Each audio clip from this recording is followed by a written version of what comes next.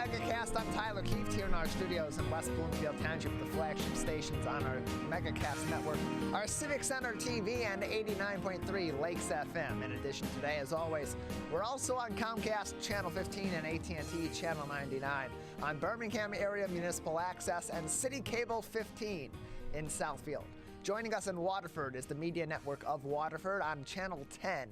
And we're also joined on the radio, of course, 89.3 Lakes FM and 88.1 WBFH The Biff, a service of the Bloomfield Hills School District. We are also online, civiccentertv.com. Click on our Watch Live link on your computer web browser at the top of the homepage or in that small player at the top right, or on your mobile phone by scrolling to the left side of the page and selecting Watch Live, or you can watch our shows live every day from 10 a.m. until 12 noon, right from its source on civiccentertv.com.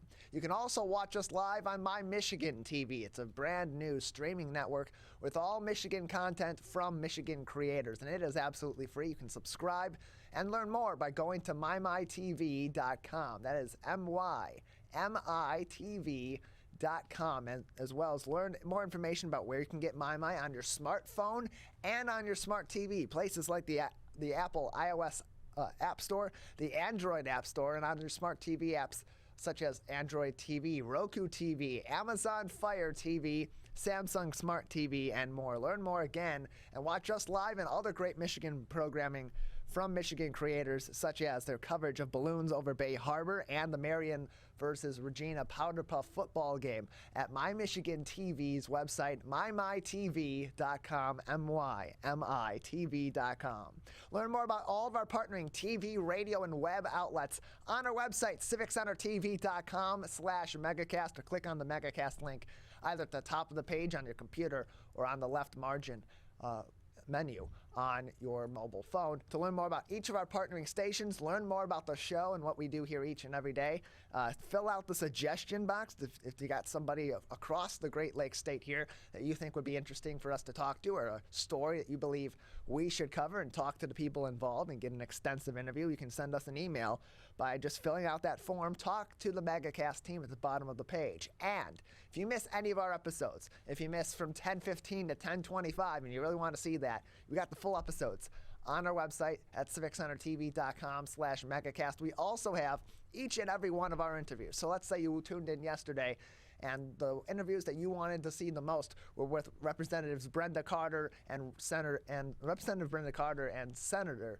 Rosemary Bayer from yesterday's episode. Both of those interviews can be found on our website by going to civiccentertv.com, clicking on Megacast, or going to civiccentertv.com/megacast, selecting Watch Full Interviews, and there you can find each and every one of our interviews from throughout the entire run of the show, from our first interview way back in March of 2020 to our last interview yesterday on September 20th. All of those interviews are on our website at civiccentertv.com, as well as links to other great community television and radio stations and web outlets as well. You can find more community-based programming from right here in the state of Michigan by people in the state of Michigan. Then, right next door to that, on civiccentertv.com/coronavirus, all the information that you need to know about COVID-19 directly from sources on the front lines who are researching this information, who are experts in these various fields of epidemiology, of virology, medical doctors, all of the above, public health experts. Their information is accessible straight through our website, civiccentertv.com/coronavirus, where we link to the Centers for Disease Control and Prevention, the state of Michigan, Oakland County, and many of our local municipalities' direct COVID-19 informational pages, which then give you more information and more resources to do your own research, but do your research from reputable resources, from people that are on the front lines and are experts in these topics, people that have been researching COVID-19 since it was first discovered and are learning more about it each and every day. Don't have to dig through the weeds of the internet to find all the correct information and wonder what's right, what's wrong, where you're potentially being misled. None of that's going to happen at civiccentertv.com/coronavirus, where we have direct links to those on the front lines helping you out. We also have our top news stories related to COVID-19 and the other top stories in our local area here in Metro Detroit, as well as across the state of Michigan on our website at civiccentertv.com/coronavirus. And as we talk more and more about booster shots, Johnson & Johnson jumps into the fray as well. As the Associated Press reports, Johnson & Johnson says its booster dose of its COVID-19 shot prompts a strong response. Johnson & Johnson said Tuesday that a booster shot of its one-shot coronavirus vaccine provides a stronger immune response months after people receive a first dose. J&J said in a statement that an extra dose given either 2 months or 6 months after the initial shot revved up production. The results haven't yet been published or vetted by other scientists, so the jury is still out on that information, although positive reports from Johnson & Johnson. The vaccine was considered an important tool in fighting the pandemic because it requires only one shot. But even as rollout began in the U.S. and elsewhere, the company already was running a global test of whether a 2-dose course might be more effective, the second dose given 56 days after the first in those test periods.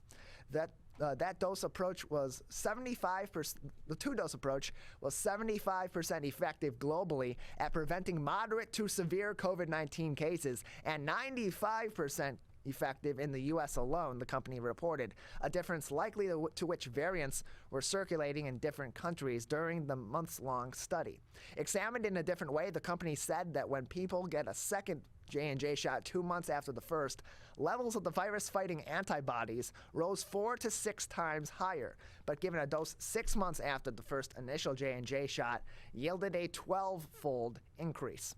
While the single-dose vaccine remains strongly effective, quote, a booster shot further increases protection against COVID-19 and is expected to extend the duration of protection significantly, said Dr. Paul Stoffels, the J&J chief scientific officer, in a statement. The company previously published data showing its one-shot vaccine provided protection for up to 8 months after immunization.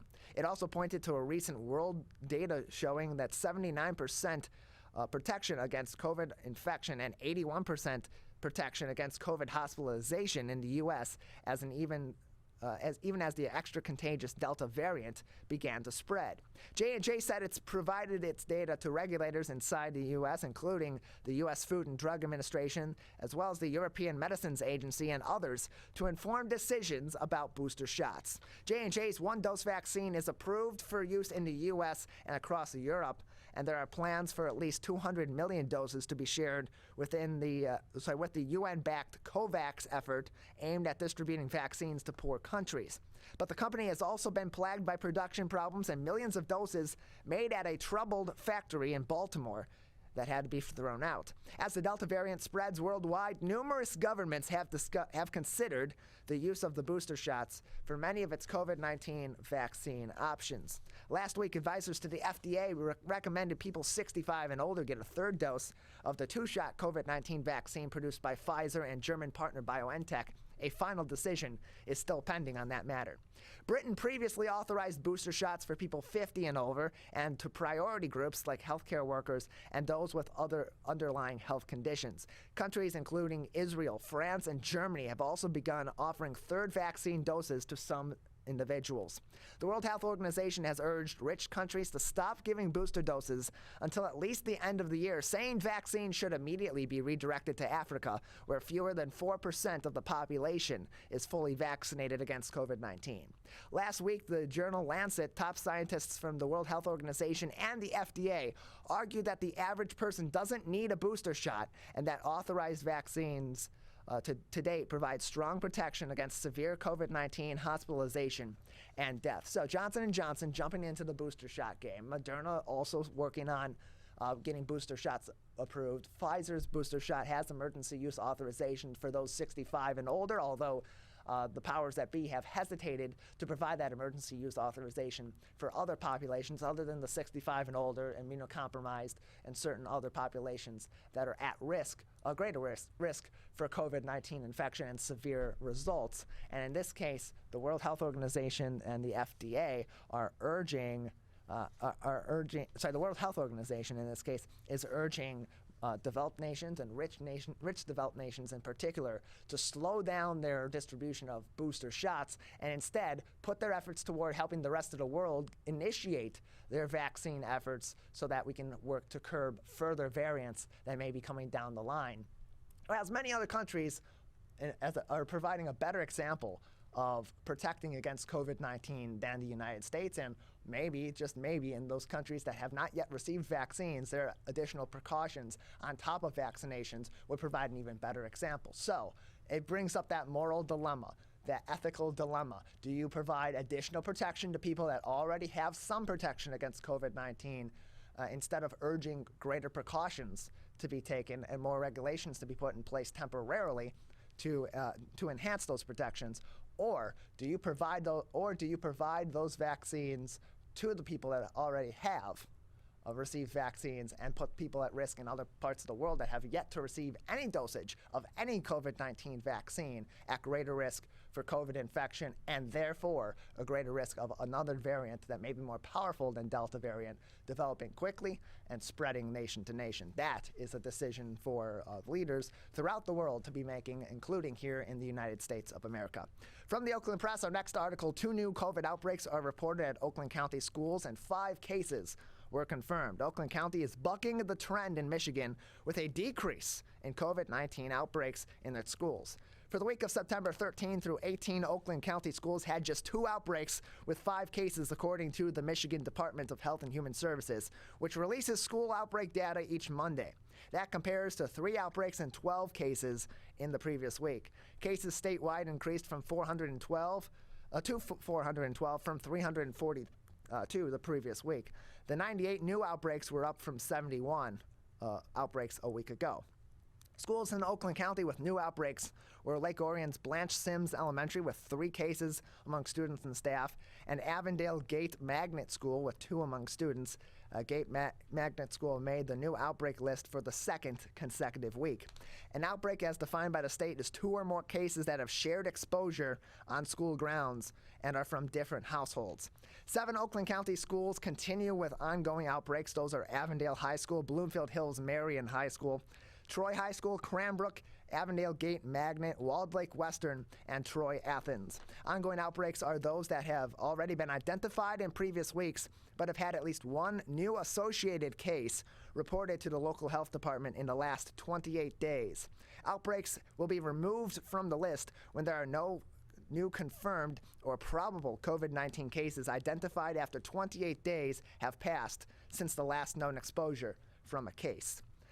In other outbreak news, in Region 2N, which includes Oakland, Macomb, and St. Clair counties, this week there were 16 new outbreaks, which is up from 9 last week. In K through 12, before after school programs, there were 10 outbreaks in total, 4 from outdoor community exposure and 1 each from childcare and social gatherings. So the number's a little bit better in Oakland County, but generally in the state of Michigan, still not quite sunny and looking up in terms of outbreaks in schools. We're still early in the school year.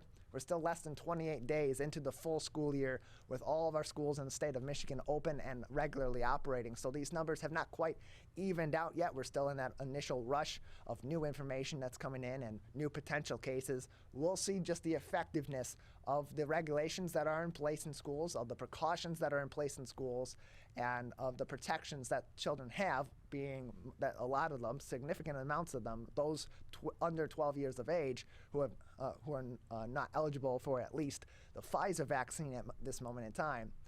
We'll see how that affects these school outbreak numbers going forward as we have more time and therefore more data and more potential spread of COVID-19 to better analyze the information that we have on COVID and our schools as they go back to in-person learning across the state of Michigan.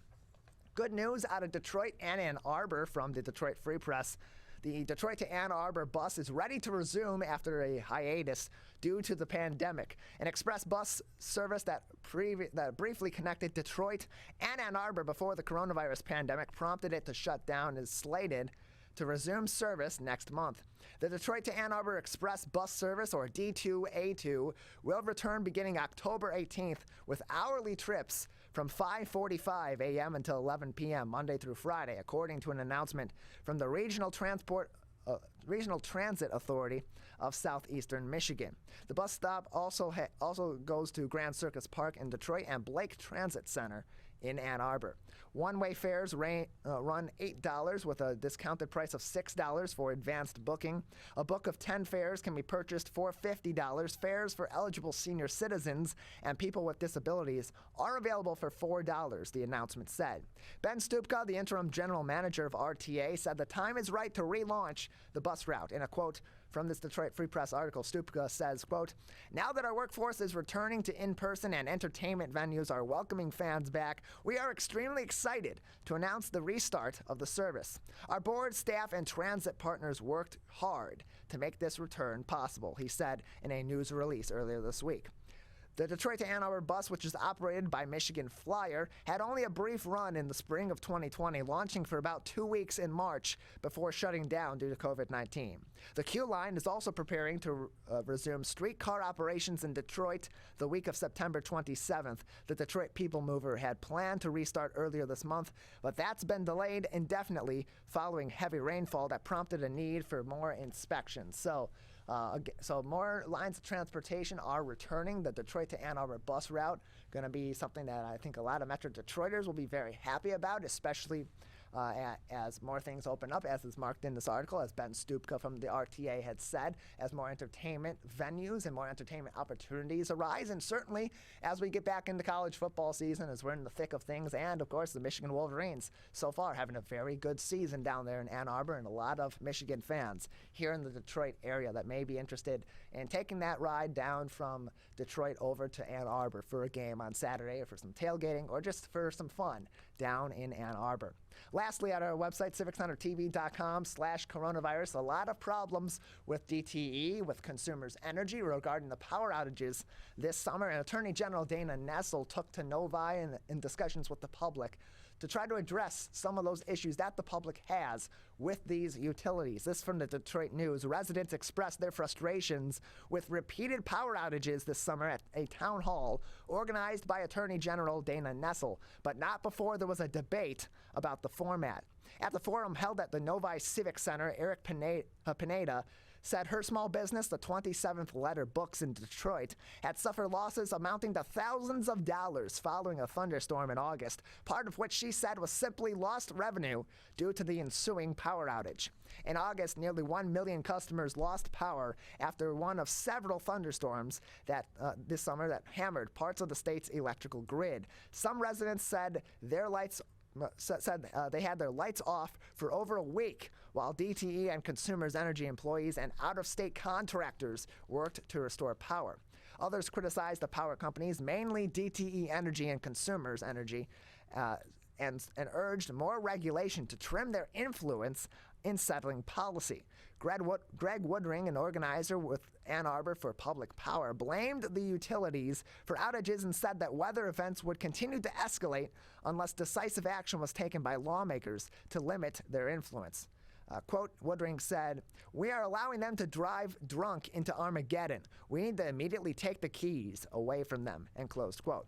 Attorney General Dana Nessel also shared her frustration, saying, quote, "We are hearing horrible stories from people involving seniors who are having issues with their oxygen, who have respiratory issues, and that are just absolutely awful," the Democratic Attorney General said. The forum got off to a rocky start when Nessel and Novi officials couldn't agree on how best to listen to residents on the power outage listening tour, as it's being called. Nessel's office in August created an online initiative designed to receive feedback from residents about the state's electrical companies. Novi Mayor Bob Gatt recounted his own experience with lost electricity, saying it had happened in his home 6 times so far this year. Gatt said that the city hoped to advocate for stricter legislation to hold power companies, quote, "feet to the fire," end closed quote, requiring DTE and others to make it easier for customers to get reimbursed for losses incurred during outages, including damaged foods and medications. Quote, "We do know that Michigan residents deserve better electricity, reliability, and resiliency," said Catherine Peritic, a commissioner at the Michigan Public Service Commission, which regulates the utility providers and will eventually decide whether to impose new rules on the company. Gatt and city manager Pete Auger then got into a heated back and forth with Attorney General Nessel, saying they expected a moderated conversation with the Attorney General and Peritic. Nessel said she wanted to listen instead to residents' experiences with power outages. Quote, "I want to hear from you. I don't want to talk at you," said Nessel, whose prepared statement declared that utility services for state residents have become worse as their rates have risen. Nessel commended DTE's request to spend $70 million on tree trimming over the next 3 years to mitigate the effect of extreme weather, but said she would like to see the company also dedicate money for consumers' immediate needs. The first-term Attorney General referred to the power company's, quote, regulated monopoly, and closed quote, in the market, criticizing the system in which residents do not get to choose from which company to receive power, as well as the company's ability to make financial contributions to political campaigns. Another local politician, Senator Jim Runstead, a Republican from White Lake, said he would, quote, absolutely, in closed quote, work to pass laws in the state Senate to dismantle what was described as a monopoly and ban campaign donations by these utilities. All of those articles on our website at civiccentertv.com/coronavirus, where of course, we summarize them for here on the show, but you can read the entire articles and support the great local journalists who are compiling these stories, who are doing the research, who are out there in the trenches each and every day, reporting these stories that are important to you, viewing us at home, listening to us at home, and all around the world. On civiccentertv.com, on My Michigan TV, on our Facebook page at facebook.com/civiccentertv15 and facebook.com/lakesfm, because these affect people in our community, in places that you care about here in the state of Michigan. And these great local journalists are doing amazing work to keep you informed and help us keep you informed as well. We're going to take a quick break. We got a great show ahead of you today. In the first hour, I'll be speaking with Nique Campbell. She is the co-founder and CEO and president of Cipher. She'll be with me next on the show. At 10:40, we'll be joined by Dave Garcia from Affirmations Detroit. And then at 11 o'clock, Molly Macdonald, the founder of the Pink Fund, will join us on the show. 11:20 and 11:40 will be all West Bloomfield to cap off the last 40 minutes of the show. Steve Kaplan, the Township Supervisor, joins us at 11:20, and then at 11:40, we're joined by Cathy Russ from the West Bloomfield Township Public Library. She is their director. That and more is all coming up. You're watching and listening to the Megacast. You see certain things get reincarnated in your children. My daughter is very much inspired by my wife's artistic pursuits. So my daughter started making necklaces. She makes what we call affirmation fashion. I tell her every day that your black is beautiful. Your black is beautiful. Your black is beautiful. And if there's anything better than being beautiful, it's being smart. And if there's anything better than being smart, it's being kind. And reaffirming that every day is our method of making sure her chin never drops. My dad wasn't around, and I remember riding a bike and falling off and cutting myself, and me never just wanting to get back on it. People ask, how your children learn how to ride a bike, and you didn't. I didn't teach them. I just created an environment where they taught themselves, and all I had to do was be there.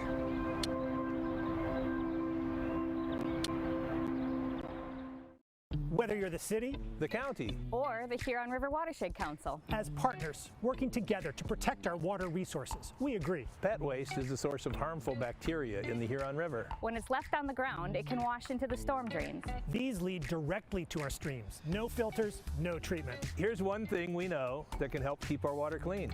Pick up pet waste and trash it. Pick up pet waste and trash it. So pick up pet waste and trash it. There's one water, and it's ours to protect. Who is struggling right now? I am. My son is. Many are struggling with anxiety, depression, and substance use. Before it becomes a crisis, reach out to MyCal, the Michigan Crisis and Access Line, for free confidential support 24/7. Available in the Upper Peninsula and Oakland County. Just call or text 1-844-44-MyCal or chat online at michigan.gov/MyCal. A message from the Michigan Department of Health and Human Services.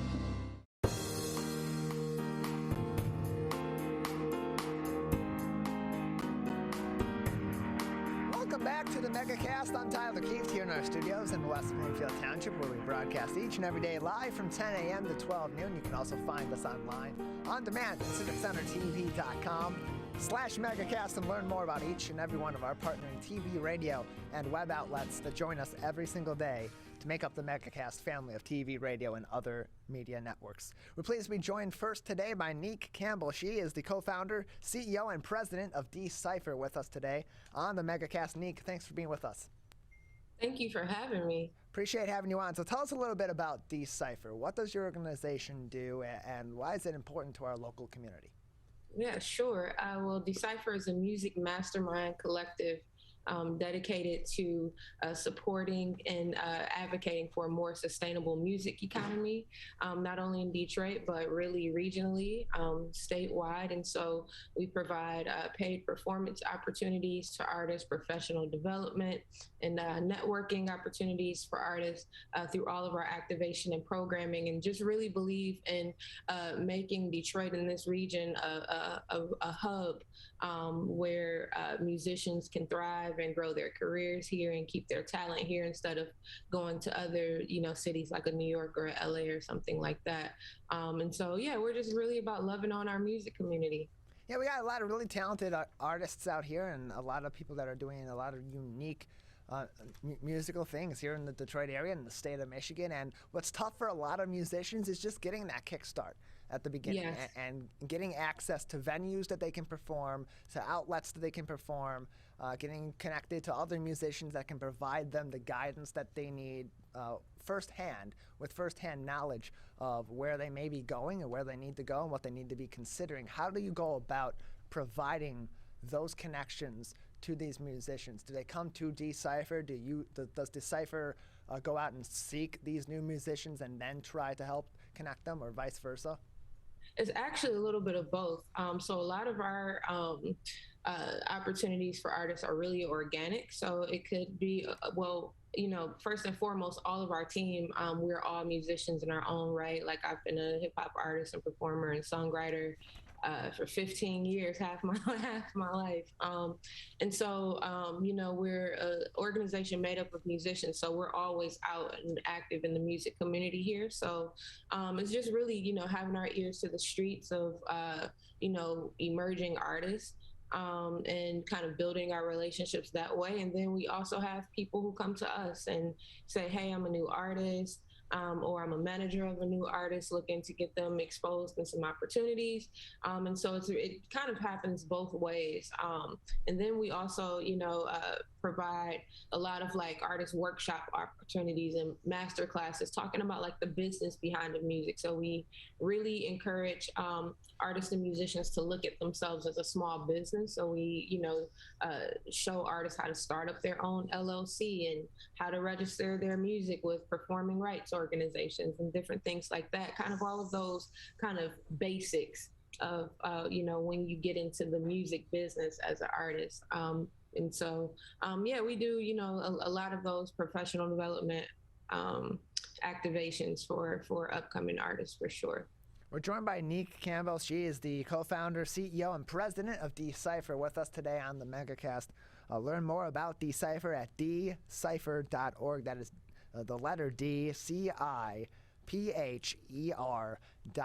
And Nique, over the course of the pandemic, a lot of what makes the music industry function normally was shut down because of course precautions that were in place that needed to be taken in order to prevent the spread of COVID-19. That shut down shows, that shut down a lot of the lines of communication for a lot of musicians and a lot of different bands and artists that are collaborating through music performances, through shared venues that they perform at, through music festivals.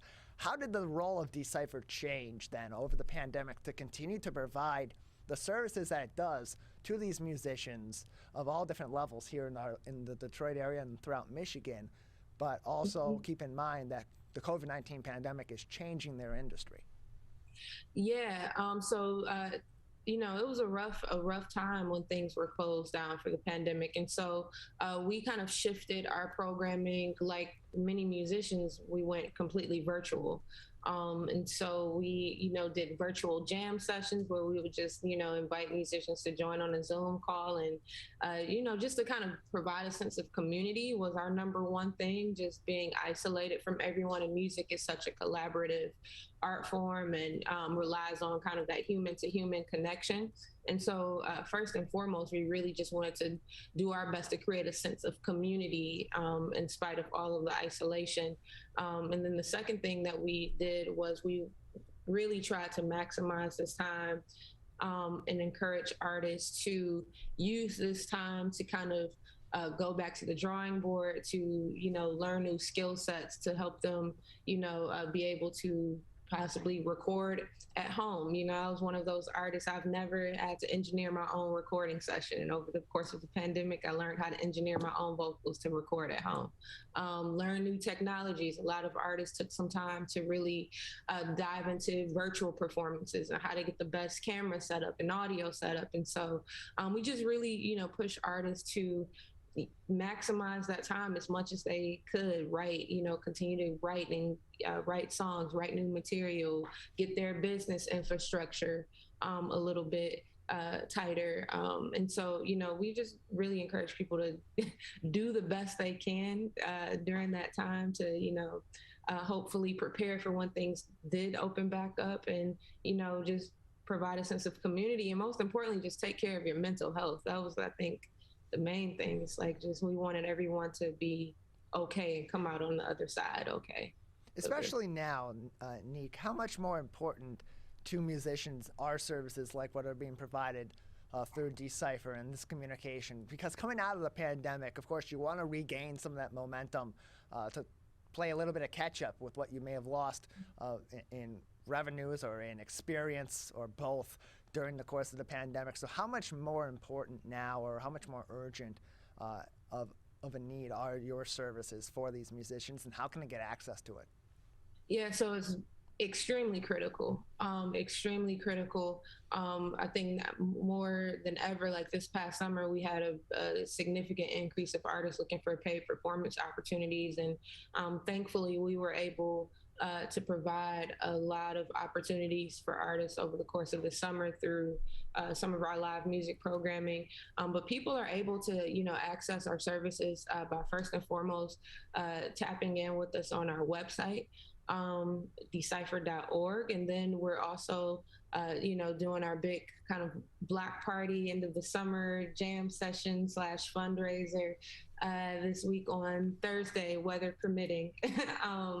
And that's a great way to be able to see exactly what we do if people aren't familiar with us, and be able to, meet our team and tap in with us to get plugged in for 2022 opportunities. But yeah, it's critical now more than ever, I think, with us having a year and a half without live music and just really without a lot of artists working. I think just really as a whole, people now realize like the value and how much they missed music. And so hopefully this will kind of usher us into a new era where, musicians are, respected even a little bit more, where, people are more willing to pay to go to a show, buying merch, supporting their local artists. And so, yeah, we're just hoping for the best, for sure. We're joined by Nique Campbell. She is the co-founder, CEO, and president of Decipher, with us today on the Megacast. Learn more at decipher.org about the organization, all the work it's doing, and if you're a musician or know musicians that could use some of their services to help bolster their career, bolster their music, and just get in contact with other great artists and support great musical artists here throughout the state of Michigan. And you mentioned it, Nique, that you have your Rock the Block festival that's coming up on Thursday from 5 o'clock to midnight. Tell us a little bit more about that festival, where it's at, and what people can expect.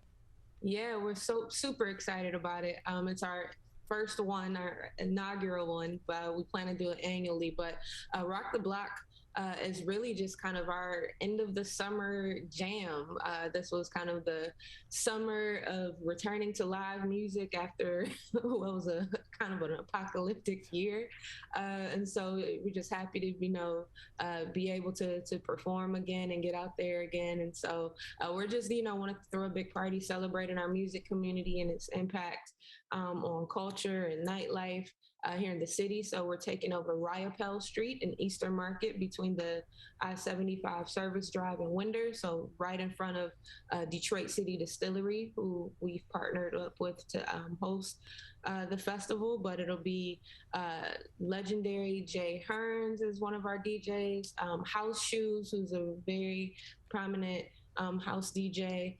We have Donovan Glover and Black Gold. We have BC Keys, which is like a jazz fusion band. And then my band, the NLR Experience, which is like hip hop fusion, will all be performing. And so it'll be live bands, DJs, a jam session, and it's free, open to all ages, of course, because music is for everyone. We are asking for suggested donations of $20 or whatever you can give, and people can donate in advance at our website, decipher.org/rocktheblock, ROCKTHEBLOCK, or people can donate at the actual event via our Cash App or credit card or cash or whatever, whatever people feel comfortable using to give. But yeah, we're really excited about it. It's going to be a good time, and just, celebrating the close of a great summer season of returning to live music. We're joined by Nique Campbell. She is the co-founder, CEO, and president of Decipher, with us today on the Megacast. Nique, just another minute or so with you before we'll say goodbye. Anything else that would be interesting or important for our audience to know today about Decipher and the work that you have ongoing now, or future projects that may be coming up? Yeah, so we're just really excited about 2022. We're actually working on a physical development where we're going to be soon opening a co-working space in the city of Detroit for musicians. So we're really excited about that, Decipher Studios. But if people, want to get in touch with us, again, visit that website, decipher.org. Follow us on all social media platforms. We are Decipher. And yeah, come out Thursday, hang out, soak up some of this last minute summer weather, enjoy some live music, and donate to support our cause to continue to be of service to our music community and keep talent here in the city and the region. Nique, we appreciate your time. Thank you for joining us, telling us about Decipher, and of course about Rock the Block that's coming up this Thursday from 5 p.m. to midnight. Perfect. Thank you for having me. Appreciate it. You can learn more by going to decipher.org and to learn more about Rock the Block, where it is, what some of the artists that are going to be there, how you can get involved, and learn how you can donate to their cause. You can go to decipher.org/rocktheblock. We're going to take a quick break. On the other side of the break, we will travel over to Ferndale, and we'll be joined by Dave Garcia from Affirmations to talk about issues in our community that are affecting the LGBTQ plus community and more. That is coming up next. You're watching and listening to the Megacast. Motorcyclists are hard to see. To keep everyone safer, it's important to always look for them and know where most crashes occur. 84% of motorcycle and vehicle crashes happen on streets, not highways. And most crashes with motorcyclists occur when vehicle drivers are turning left. So before turning, especially to the left, make sure you look for motorcyclists. Then look again. It could save a life.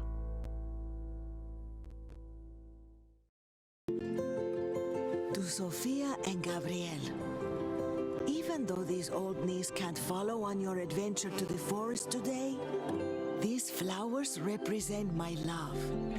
These stitches and threads join us together. And wherever you see a flower, a bird, a beautiful tree, know that my love is with you. Make the forest part of your story at a park near you. Find one at discovertheforest.org.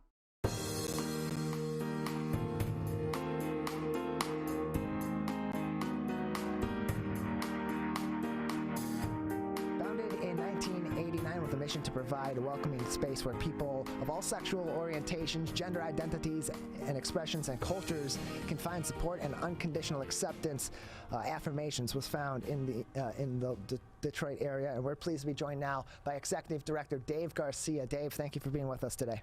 Absolutely. Thanks for having me. Good morning. Appreciate having you on. So let's start off with some of the new initiatives through Affirmations, including their new LMSW, or Licensed Master Social Worker. When did the decision come forth to pursue bringing in an LMSW, and how are their services going to be put to use to help LGBTQ plus people in our local area? Sure, that's a good question. Affirmations has always had a behavioral health program. We've partnered with universities across the state. They send their master's level students, graduate students to us to get practicum hours. They see our community on a sliding scale, and then those cases are reviewed by a licensed LMSW. However, that has some drawbacks. Those students, they're only here for 4 or 5 months, and then they're gone, and they can't see youth. And certainly during COVID, the amount of folks calling us to get mental health help rose dramatically. And so we were able to secure some funding. And in fact, today was the first day that our LMSW is on staff. And her name is Zoe, will be able to see anyone in the community, young people all the way through our seniors, and also we hope to have group therapy. We have a number of parents who will call us and they're seeking therapy because they have a child who is coming out or transitioning. And it'd be nice to get those parents into a group together and be able to have some group therapy sessions as well. So from youth to group therapy to our seniors, we also have learned a lot over COVID with teletherapy and reaching into the homes of people all over the state and region. And so there was an obvious need. We have continued to refer out to our partners that we trust. And we just thought, hey, we should be doing this ourselves and getting paneled with different insurance companies like Blue Cross Blue Shield and others, and maybe even having at least a net profit for the organization as we move forward and expand mental health services. So that's kind of how it all came about. We learned a lot through COVID, and today is her first day, and we're glad to have her on staff. Yeah, and it's a huge asset for an organization that's providing so much help to people in the local LGBTQ plus community, especially those mental health services. That it's a lot different than what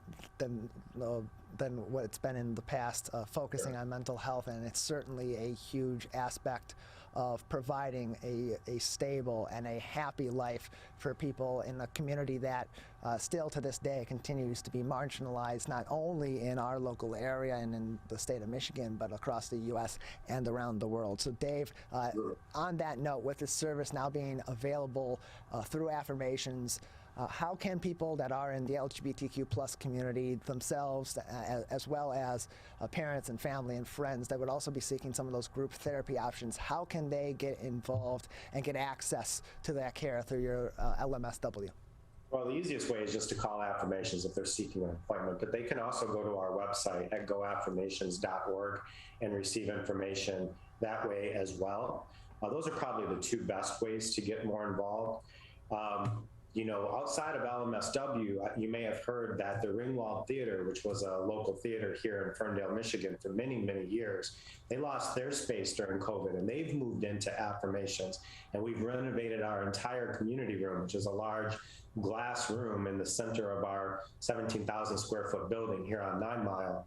And they're going to be having, they moved in. We have a whole new theater now with lights and curtains and sound and audio. And so their season starts in October. In addition, we have the MCCD Church, which is a progressive denomination out of Detroit. And they will be having their church services. They've moved their church services to Affirmations every Sunday.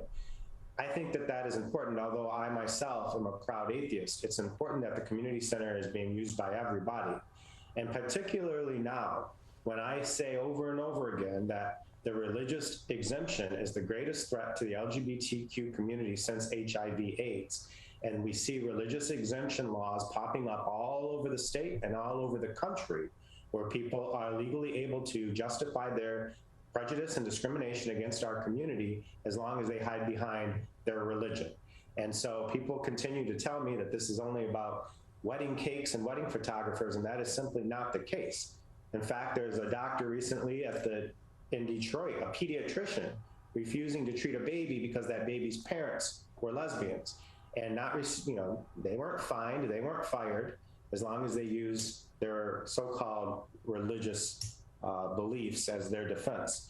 And so we are seeing the religious discrimination happening, especially in primary care and in mental health, as we discussed, across the state and country. And so I believe Affirmations has a responsibility to fight back. And part of that is lifting up the voices of those Christian, any denomination, but particularly the Christian faiths who are progressive and allies to the LGBTQ community.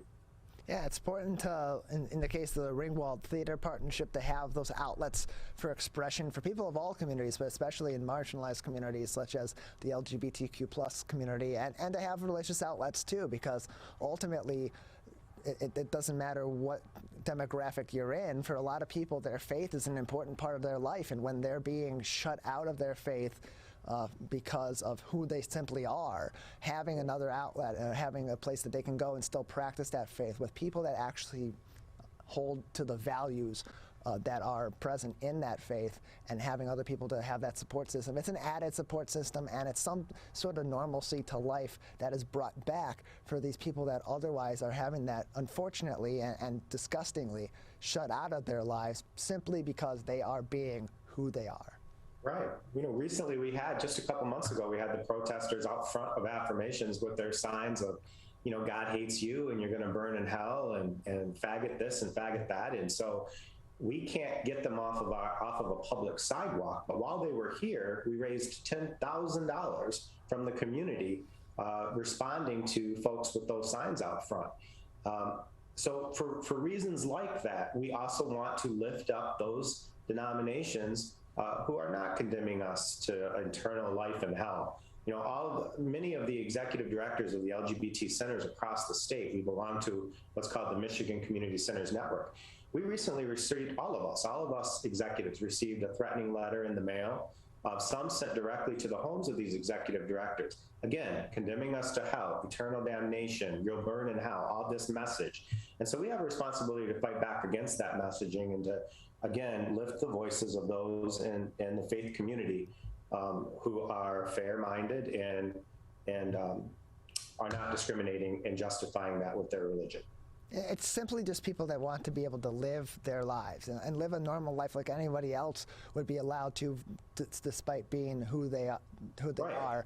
And in this case, they're not being allowed to. Instead, they're being marginalized. They're being pushed out. And it's not just on the religious front, and it's not just on the medical care front. It's really across the board. There's a really interesting statistic from the Kent County Community Health Needs Assessment of 2020 that found that 32% of LGBTQ plus adults are more likely to experience material hardship, that's like affording food, housing, or medical care, compared to 24% of straight and or cisgender adults. And so those disparities still very much exist in our society, just in general. I mean, we've heard over the year, we've heard a number of stories over the years, and we continue to hear about how tough it is for lesbian and gay couples to adopt a child even. Something that is a hallmark of life, raising a family, is difficult simply because they are, for lack of a better term, different than the social norms, when really it's just two people that are in love wanting to start a family.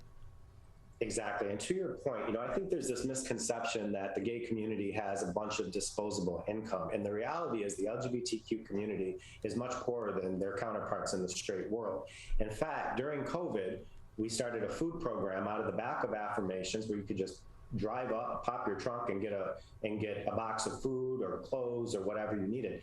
To date, since COVID, we've handed out well over 5,500 meals. In fact, when those guys, so-called Christians with their signs out front, were protesting the center, we were in the back handing out food. You know, I told them, why don't you put your signs down and come help us hand out food to the community? We don't ask if someone's gay or straight when they come up behind Affirmations to get food. We're just trying to help the community. But they weren't interested in putting those signs down and helping us. That wasn't their goal that day. And so we have seen throughout COVID especially, as you said, the desperate need from the LGBTQ community for mental health care and also for basic supplies like food and clothes and you know, showers. We have a shower at Affirmations, and I can't tell you how many times someone will come in off the street in need of clothes and simply a shower. And although we do big important work like the LMSW that we talked about. We're about to announce a $1 million grant to the organization to help get vaccination rates up in the LGBTQ community across the entire state of Michigan. Those are very important things, but no more or less important than someone that walks in off the street in need of a shower.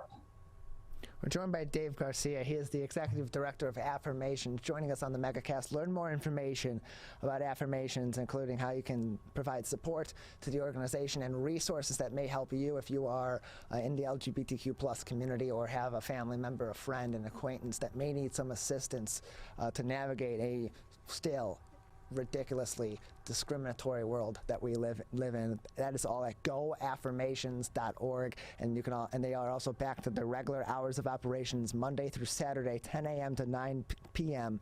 At 290 West 9 Mile Road in Ferndale. Dave, as we continue to talk about the discriminatory nature of so many different aspects of our world here in Michigan, and that expands out even further beyond that into the region, into the country and beyond.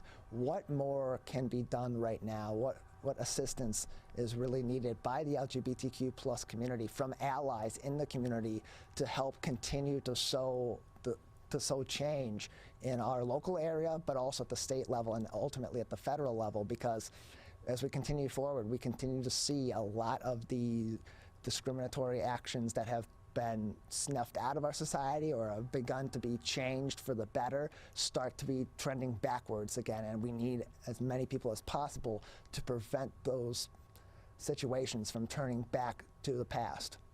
Yeah, well, you have to get involved. I mean, we tell our straight allies, and not just our straight allies, but everyone in the LGBTQ community and our allies, you've got to get more involved. And that includes, you maybe come volunteer at Affirmations. We're always looking for volunteers. That's an example.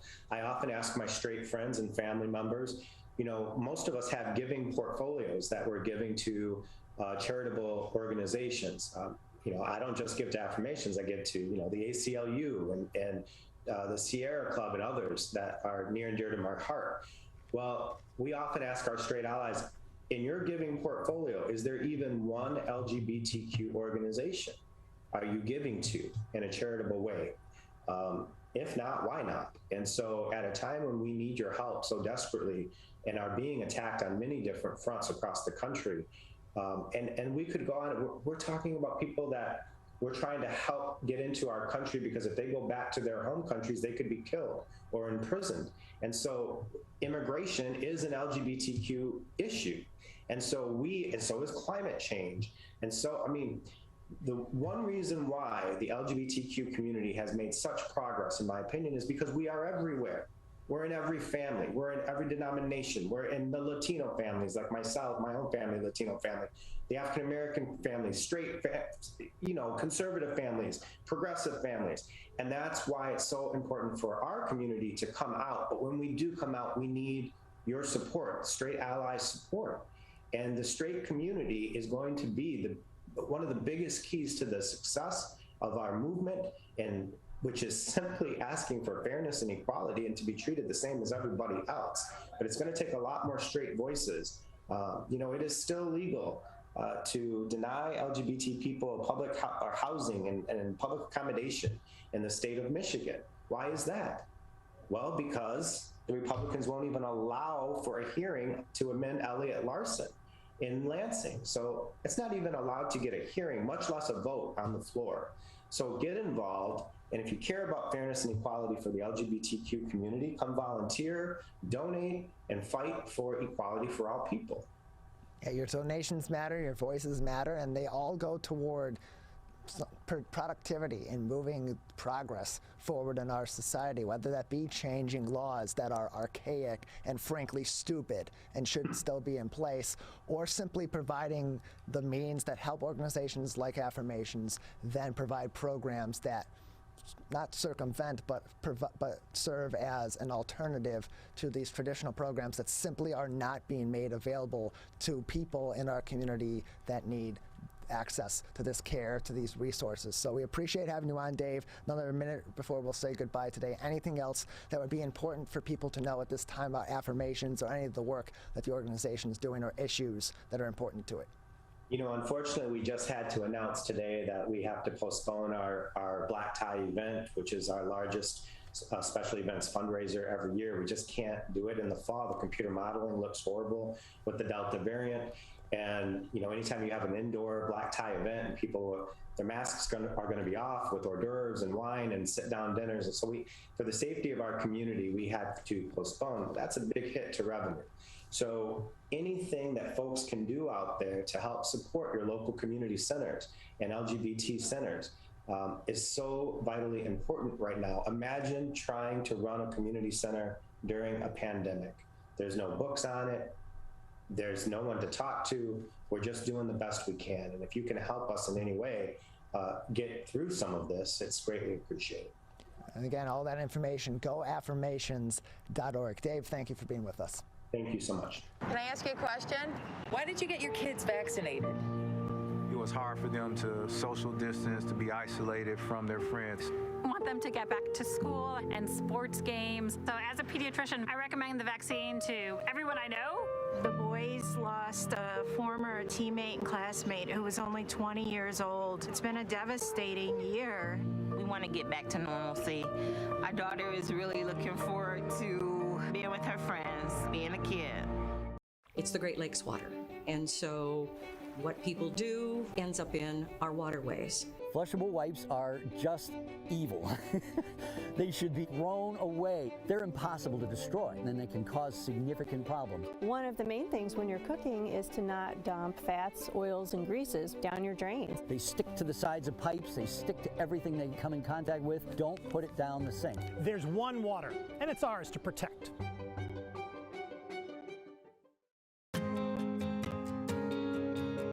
When times get dark, we can't see the help that's all around us.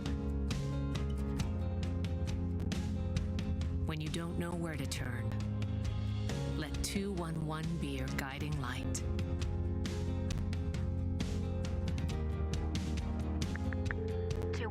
How can I help you? Our guides are ready to connect you with the help you need.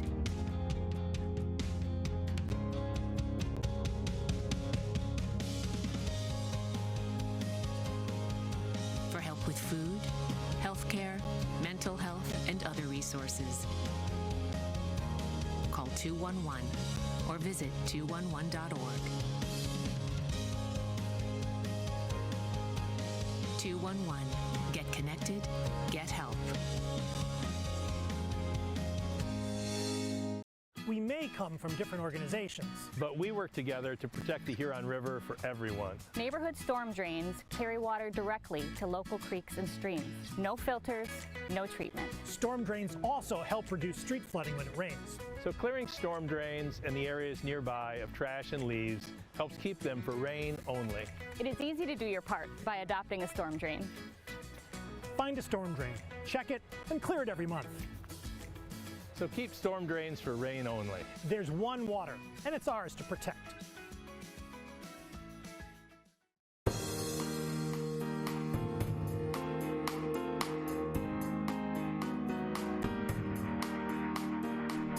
Welcome back to the Megacast. I'm Tyler Keefe here in our studios in West Bloomfield Township, where we broadcast each and every day on Civic Center TV, on Birmingham Area Municipal Access, City Cable 15 in Southfield, the media network of Waterford, My Michigan TV, and on your radio homes for the Megacast, 89.3 WBLD Orchard Lake and 88.1 WBFH Bloomfield Hills.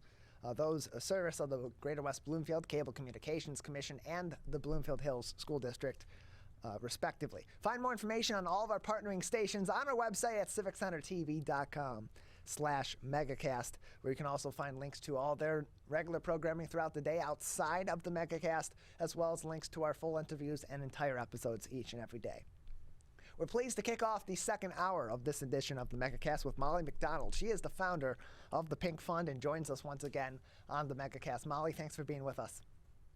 Thank you for having me. Appreciate having you on. So for those that are unfamiliar, maybe this is the first time they've heard of the Pink Fund. They haven't watched our previous interview with you about the Pink Fund. Tell us a little bit about the organization and what it does to help people in our community. So basically, the Pink Fund is an organization that works in the space known as financial toxicity. If you think of toxicity as a financial burden when someone is undergoing cancer treatment, many women and some men in treatment for breast cancer are unable to work and they lose their working income. And often that will cause them not to adhere to their treatment protocol, which affects their long-term survival. So at the Pink Fund, we step in and provide up to 90 days of non-medical financial aid by making payments to their creditors for housing, transportation, utilities, and insurance. And by removing that burden from them, they're able to focus on their treatment. And that provides them with one less thing to worry about. Of course, Breast Cancer Awareness Month is oncoming, and the Pink Fund is kicking off Breast Cancer Awareness Month on Friday, October 1st, with Dancing for Survivors. It's a dance party at Campus Marcius Park in downtown Detroit. Molly, tell us a little bit about this event, and how it was organized, and what people can expect if and when they do attend that event on October 1st. So we're inviting the public to come down free of charge to Campus Marcius from 11 to 1 p.m. on Friday, October 1st for a dance party. Ben Sharkey and his septet will be performing a number of Motown tunes, and we also have a DJ, Invisible, who will perform a series of various songs that people can just come out and dance and celebrate. You know, we've all been kind of held in our homes and not able to get out in public as much as we'd like, and so we wanted to kick off Breast Cancer Awareness Month with dancing. Also, Fred Astaire Dance Studios and their professional dancers will be performing. And dance has been proven to boost everybody's mood. You listen to the music, you move your feet, you have to concentrate. It's just really a celebration to begin the month.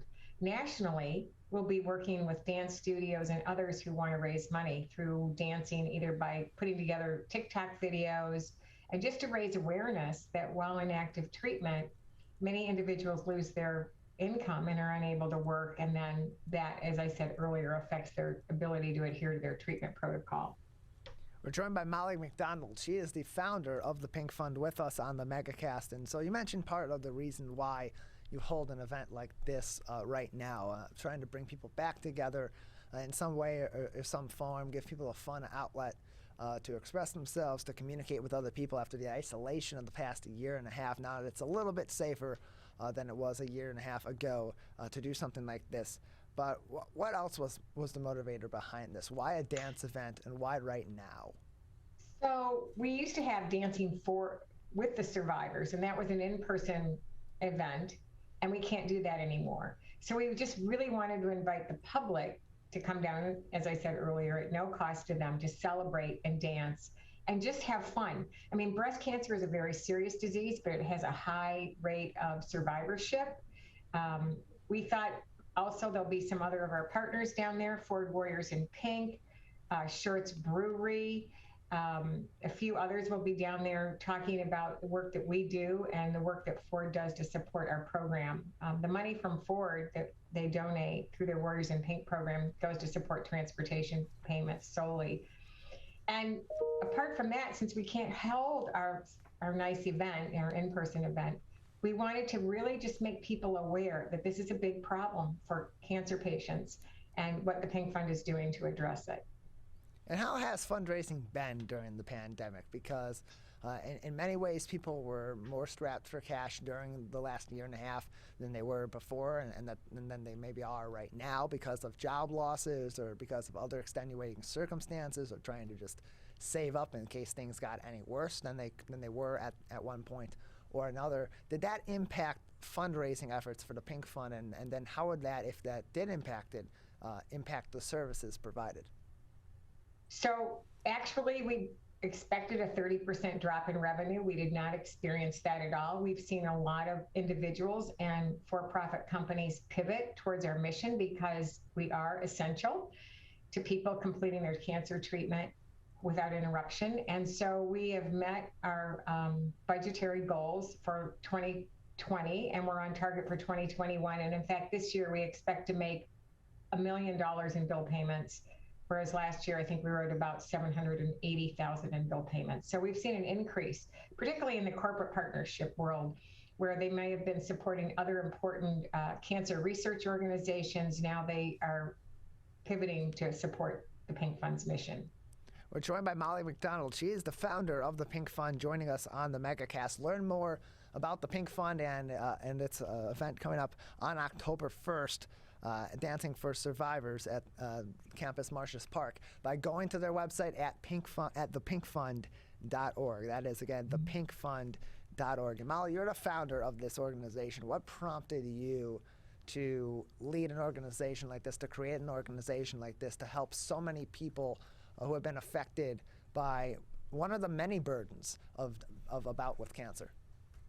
So I was diagnosed with breast cancer at a time of job transition, which basically derailed my job opportunity and left me unemployed and unemployable for 6 months while I underwent treatment. And without my income and the addition of a $1,300 a month COBRA premium, our family experienced what is now called cancer-related financial toxicity. I couldn't make my house payment. I had been through a financially devastating divorce. I had no savings, no alimony, and very sporadic child support, and now no job. So within 3 months, our home was in foreclosure. And in 6 months, I'm standing in line at a church basement to help feed my children through a pantry, a Gleaner's Food Bank pantry. And while I was in active treatment, I met many other working women like myself who were on unpaid leaves, who had much more aggressive and longer-term treatment protocols than I had.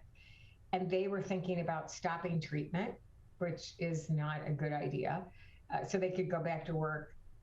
Would they have to sell their home? Should they dip into their retirement savings and pay the taxes on that? Do they bring their kids home from college? And so I met with the social worker where I was receiving treatment, and I asked if there was any organization that could pay a non-medical bill, and particularly for me, my COBRA premium. And she just looked at me with a blank stare.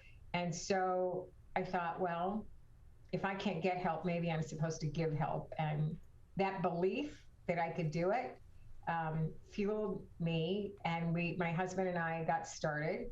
And the first year was 2007 that we were able to give out grants, and we were giving out about $2,000 to $3,000 max a month in bill payments, whereas now we're doing $85,000 a month. So in 2012, we went from being a Michigan-only organization to a national organization with the help of Ford Warriors in Pink as a corporate partner. So that's how it got started. And interestingly enough, some of our funders have said, well, why aren't other people doing this for other types of disease states or other types of cancer? And I tell them, well, I'd be happy to let them R&D our program, which is rip off and duplicate it.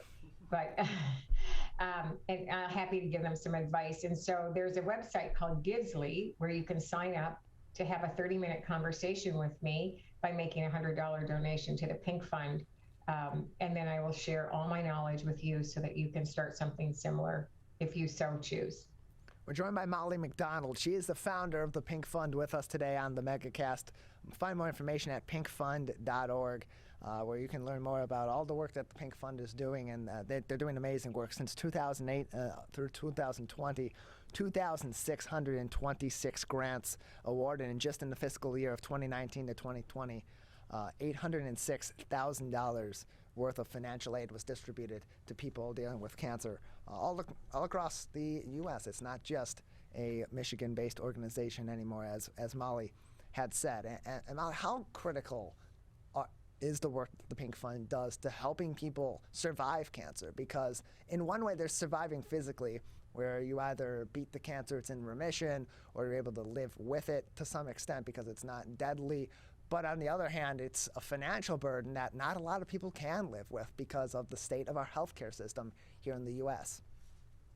Well, the real issue is really when one cannot work because of the treatment protocol. So you physically, maybe emotionally, mentally, you cannot perform your job. And so without your income, then you go into financial free fall. So what we learned in a 2017 survey we conducted nationally is that 41% of patients did not adhere to their treatment protocol when they had to make a choice between a house or car payment or going to treatment. And patients are most concerned about their home going into foreclosure or evictions. And we know that those have been forestalled somewhat during COVID, that the government has helped out that way. But when people think that they might be homeless, then they will go back to work and they'll risk their health and their survivorship. So that's what we say at the Pink Fund is, while fighting for their lives, many people lose their livelihoods and face the potential for catastrophic financial losses. So that would include, as I mentioned earlier, foreclosure on a home, an eviction, a vehicle repossession, utility shutoffs, and then homelessness. And eventually, in the most egregious of cases, when people do not adhere to their treatment protocol, they are at risk for earlier mortality. We're joined by Molly Macdonald. She is the founder of the Pink Fund, joining us today on the Megacast. Learn more and donate at pinkfund.org. That, again, is pinkfund.org. And Molly, how do people go about receiving the grants, receiving the financial aid from the Pink Fund? What goes into that process? How much can people apply for? Does it vary case to case? So the first step is when you go to our website, you click on Get Help. And there are 4 pre-qualifying questions that you must answer. One of them is your household income at or below 500% of the federal poverty level. And that chart is right on our website. Are you or your spouse or partner unable to work while you are in active treatment? So we've recently added in, it used to be that only the patient could demonstrate a lack of income, but now their spouse or domestic partner can show that they're unable to work. And that's primarily a result of COVID, with so many individuals unable to work or being furloughed from their jobs. So if one adult in the household, spouse or patient, loses their income, they're eligible. Then is their household income at or below 500% of the federal poverty level? Are they in active treatment, which for our purposes is mastectomy, chemotherapy, or radiation? Then they give us their email. We email them the application. The application is color-coded with icons to make it easier to understand for people who are more visual learners. And then there are some videos on the website that will teach them how to fill out each page of the 6-page application should they not understand exactly what to do. So then they mail in the application. Currently, we do everything by mail or email. And it's processed by a patient navigator to ensure that all the supporting documentation is in the file. And then it goes to a committee of diverse individuals who work in threes to review the application. The patient will submit the bills they want paid, copies of the bills, not the originals. And then the committee will decide for up to 3 months how many of those payments we're going to make. And then the next day, the patient is notified what payments are going to be made on their behalf. We include the name of the creditor, the account number, their name, the mailing address, and we ask them to confirm all that. And then those payments are made. We also have a fund for women with metastatic disease who are going to be in treatment the rest of their lives and are going on to Social Security disability. We'll make their payments for up to 6 months while they're in the wait period for SSD, where they cannot show any working income. We're joined by Molly Macdonald. She is the founder of the Pink Fund, joining us today on the Megacast. And Molly, the financial struggles of dealing with cancer go beyond the end of treatment. How long does the Pink Fund provide funds that would then be able to support these patients that are dealing with the financial struggles with cancer? So it's 3 months. And we call it a financial bridge. And then after that, we refer them to other organizations that might help them cobble together additional support. That's one of the struggles we have. We'd love to add a 4th, 5th, or 6th month onto our program, but we just don't have the funding to support that. We're joined by Molly Macdonald, the founder of the Pink Fund. To learn more information, donate, and join them for their live programming on pinkfund.org. And Molly, over the pandemic, a lot of organizations began to go from having in-person events or doing a lot of in-person supports to switching to virtual. I see on your website that you've been holding virtual support over a Facebook Live series. Is that series still ongoing? And if so, what does it feature and how can it help people that may be dealing with financial struggles of dealing with cancer themselves or a loved one? So a lot of that material on the Facebook Live is still relevant. We are not doing that again this month or in October, but it's around how do you optimize your insurance. It's around health literacy. How do you understand some of the terms that are thrown at you as a patient? It's around support, where else to get support, and just how to manage that cancer journey. I do want to say that we recently conducted a study with the University of Michigan around financial toxicity and the gaps that patients identified. And one was, at the beginning of treatment, they want clarity as possible on the expected costs and timeline of their treatment protocol so that they can plan financially. And we're going to start addressing some of these gaps that patients have actually identified. And then we'll be doing that through either a podcast or an Instagram Live or a Facebook Live in the coming months. We're joined by Molly Macdonald. She is the founder of the Pink Fund with us today on the Megacast. Molly, just a few more minutes with you before we'll say goodbye. Is there anything else that would be important for our audience to know, either for themselves or for their loved ones if they're dealing with the financial struggles of dealing with cancer, or more about your organization that would be interesting for us to know at this moment in time? Well, I think the most important thing is we are going to be doing more outreach in the Michigan community in underserved areas, both in urban and rural areas, to try to give information to patients, the health navigators, the social workers, the discharge nurses, even the surgeons, who are the first ones to see the patient after they've received a positive diagnosis of breast cancer, to let them know of our service. Because we really want to be able to help more women here in Michigan in particular. And we do have restricted funding for Michigan. Some of our grantors want that funding restricted by state, and we honor that. And so as part of that, we're going to be doing a lot more in the community, probably through Zoom education, because we really can't be walking into hospitals right now and holding events. As you know, as you've said, all the in-person inside events are being canceled.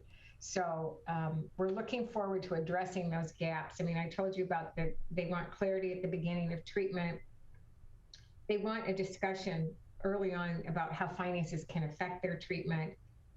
They don't know who to seek out in the healthcare system to find the resources, and then they don't know where to seek out community support. So we will be bumping up our website to be more robust in terms of where else can you go for support besides the Pink Fund. We want people to get the support that they need. It doesn't all just have to come from us. There are other organizations, both here in Michigan, that provide parts of some of the support that we do. Maybe they'll help a patient for 1 month. Maybe they'll provide a grocery card or a gas card. And the unfortunate thing is that the patient has to cobble together these multiple resources, going down lots of rabbit holes to find out what they need. And we're hoping to make that easier in the future by having maybe one portal on our website, one single application, and then that can be sent out to all the organizations that might be able to provide support for them. Molly, we appreciate your time. Thank you for joining us and telling us all about what the Pink Fund is doing to help people who are dealing with cancer and families dealing with cancer right now all throughout Michigan and the U.S. And for telling us more about your event coming up on Friday, October 1st. That's 11 o'clock to 1 p.m. At the Campus Martius Park in downtown Detroit. We appreciate your time. Yep, we want to turn Detroit pink, so come out. Absolutely. Turn Detroit pink, and you'll be able to do that Friday, October 1st, with Dancing for the Survivors. It's a dance party at Campus Martius Park in downtown Detroit. Again, that is at 11 o'clock a.m. until 1 o'clock p.m. That is at 800 Woodward Avenue in Detroit, Michigan. Learn more information and provide donations to this great organization on their website at pinkfund.org. We're going to take a quick break. On the other side, we'll go from across the state of Michigan and the U.S. to right here in West Bloomfield, right next door to us over at the Civic Center Plaza, where we'll be speaking with West Bloomfield Township Supervisor Steve Kaplan, and then after that, we'll head across the street to the library and talk with Cathy Russ. That is coming up next. You're watching and listening to the Megacast. We as Michiganders feel connected to this resource in a way that I think is really powerful. Conservation starts with a caring, committed community. For me, it's peaceful to have a relationship with the river. Every single one of us has a role to make sure that those waterways stay safe and healthy, being careful about what goes down the storm drain. Just even eliminating some of your single-use plastic makes a difference. There's one water, and it's ours to protect. People are getting up to walk and bike in higher numbers. More vulnerable road users and higher speed traffic can be a dangerous combination. Crash severity has increased, so if you're driving, be sure to slow down and look for people. There's no need to speed. If you're biking, ride with traffic. If you're walking, avoid stepping into the road if possible. If you have to walk in the street, walk facing traffic. Learn more at walkbikedrivesafe.org. When times get dark, we can't see the help that's all around us. When you don't know where to turn, Let 211 be your guiding light.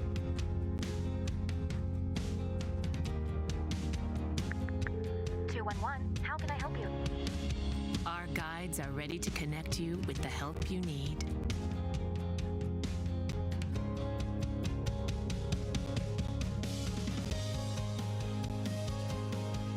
For help with food, healthcare, mental health, and other resources. Call 211 or visit 211.org. 211. Get connected, get help.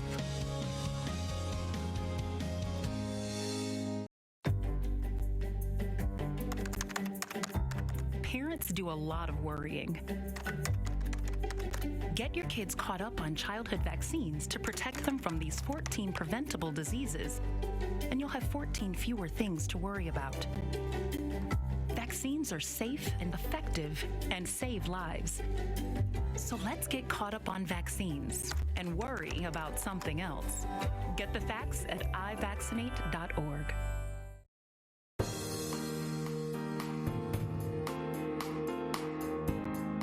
Back to the Megacast. I'm Tyler Keefe here in our studios in West Bloomfield alongside our studio producer and board operator Calvin Brown. We broadcast live here each and every day, 10 a.m. until 12 noon with replays throughout the afternoon on Civic Center TV and on 89.3 Lakes FM. Learn more about each of our broadcast systems that are taking the Megacast each and every day by going to our website at civiccentertv.com/Megacast, where you can also find each and every one of our full episodes and our full interviews on demand by about mid-afternoon most every day of our broadcast week. We're pleased to be joined now by the West Bloomfield Township Supervisor, Steve Kaplan, joining us once again on the Megacast. Steve, thank you for being with us today. Good morning, Tyler. Good to have you with us. So, we're getting into the fall season, and as we head into the fall, one of the first things that usually comes up in West Bloomfield Township is the second Household Hazardous Waste event of the year. Tell us about how it will operate this year with COVID-19 still in mind, still all outdoors, but precautions still need to be taken, correct? Tyler, we have revised the format. We think it'll be an improvement for our residents. So you know the dates. It'll be Saturday, October the 2nd, between 9 and 2, 9 in the morning until 2 in the afternoon. And this will not include shredding. Shredding will be held on a separate date. We're joined by Steve Kaplan. He's the West Bloomfield Township Supervisor. So where did that decision come from? Why did that decision ultimately be made to have shredding be on a separate day and the hazardous waste be on its own day instead of when they usually were together and shredding was just on the back end of the cycle that people would go through to recycle their goods from their home? Good question. We have determined that approximately 50% of the visitors to household hazardous waste were there solely for shredding or mainly for shredding. And therefore, if we separated the shredding date from the regular household hazardous waste date, then it would be handled more rapidly and more efficiently, and our residents would not have to wait as long, and there wouldn't be as much gasoline wasted while motorists are waiting in line. And let's talk more about the traffic situation, because it does create a little bit of a bottleneck on Walnut Lake Road, where people are lined up usually throughout the Civic Center campus onto Walnut Lake Road. How do you go about with your police department redirecting traffic in the township to make sure that this advantageous opportunity for residents in West Bloomfield and in surrounding communities that are able to participate can have this service twice a year, but that also doesn't interrupt other business that's going on in people's daily lives in the neighborhoods and other places around the city campuses? Good question, Tyler. So what we have decided to do, and by the way, I think you touched upon this, but this not only applies to West Bloomfield residents, but Keego Harbor, Sylvan Lake, and Orchard Lake residents can and will participate in household hazardous waste. What we realized is that traffic would be backed up perhaps all the way from Orchard Lake Road west to the Civic Center campus, and people would not be able to leave their subdivisions or even the church. What we have decided to do then to conquer that problem, or at least partially conquer it, is by not allowing motorists to line up in advance. So as you know, the event begins at 9. Formally, vehicles would begin to line up at 8, and then traffic would be backed up for perhaps 3/4 of a mile. Instead, nobody will be allowed to enter the campus until 9 o'clock or 5 to 9. And that means some motorists will be driving around and perhaps waiting on a side street, but we're hoping to publicize this, and partially thanks to you today, that motorists will know that they should wait until about 10 to 9 to drive to Town Hall. We're joined by Steve Kaplan. He is the West Bloomfield Township Supervisor. We're currently speaking about their upcoming household hazardous waste collection event. It's their second and final for the 2021 calendar year. That's coming up on Saturday, October 2nd from 9 a.m. until 2 p.m. At the Civic Center campus on Walnut Lake Road here in West Bloomfield. It's open to... Oh, Tyler? Yes. May I interject? Sure. And as you know, Friday, October 1, the township will be providing the same services to senior citizens only between 4 and 6:30 in the afternoon. So during that 2.5-hour segment, seniors only can arrive on our campus and gain household hazardous waste services. That should reduce the amount of traffic, Tyler, on the following Saturday. We're joined by Steve Kaplan, West Bloomfield Township Supervisor. Learn more about household hazardous waste and other municipal business in West Bloomfield Township by going to their website at wbtownship.org or by going to our website, civiccentertv.com/coronavirus, and clicking on the West Bloomfield Township link. And on the coronavirus front, Steve, previously, the Township Board had decided that they were going to plan to return to in-person meetings mid-September. We're in mid-September. The Township is still in virtual meetings and ultimately voted against going back in person temporarily. What decision was made ultimately by the Township Board, and what was the rationale behind that decision? In July, the Township Board unanimously decided at a public meeting that virtual meetings would vanish effective September 13, 2021, and all board meetings would be live. But then, as you know, the resurgence occurred, and township officials, township elected officials were concerned about the spreading of the coronavirus. In fact, people who had the COVID one time might have it a second time, or even more importantly, that those who had been fully vaccinated might contract the virus. So long story short, through the end of the year, through 2021, all of our meetings, and this includes Environmental Commission, Planning Commission, and Zoning Commission, all meetings will be held virtually and not live. And then beginning January the 1st of 2022, live meetings will resume. Any chance of that being reevaluated at any point in the next month or a couple of months before the beginning of the new year, should the COVID-19 situation change here in West Bloomfield and Oakland County and the state of Michigan?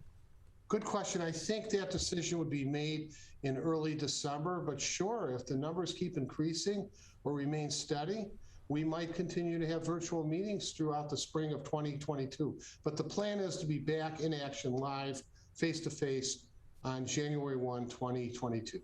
We're joined by Steve Kaplan. He is the West Bloomfield Township Supervisor with us today on the Megacast.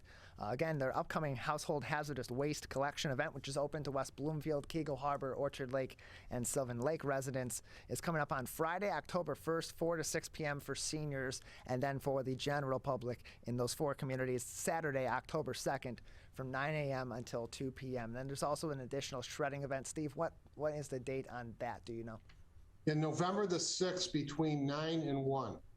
November 6th, 9 a.m. to 1 p.m. Again, that is for the shredding event. We're joined by Steve Kaplan, West Bloomfield Township Supervisor, on the Megacast. Learn more about township business, including household hazardous waste and the shredding event, by going to their website at wbtownship.org. And ongoing now through mid to late November, the Water and Utilities Department is doing their fire hydrant flushing. That's already ongoing. That's happening Monday through Friday between 8 a.m. and 3 p.m.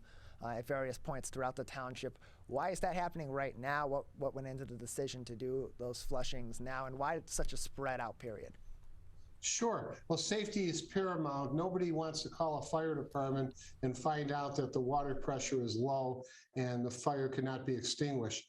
So it's a collaboration, it's a combination between our Water Utilities Department, and as you know, Ed Hoppala is our Water Utilities Director since 2005, and then the Fire Department is the partner, and that's Greg Flynn, Fire Chief for the last 7 years. But these are very sharp people, Tyler, and they try to be protective, prophylactic, preventing fires, and making sure that if there is a fire, that sufficient water pressure will occur. We're joined by Steve Kaplan. He is the West Bloomfield Township Supervisor with us today on the Megacast. And we touched previously on municipal meetings and how COVID-19 is impacting those. What's the status with township business? What is the status over at Town Hall? Are things back to normal over there? Are there some precautions in place still for people that may need to do some municipal business? We are proud to share with you and your audience that we have been open for business throughout.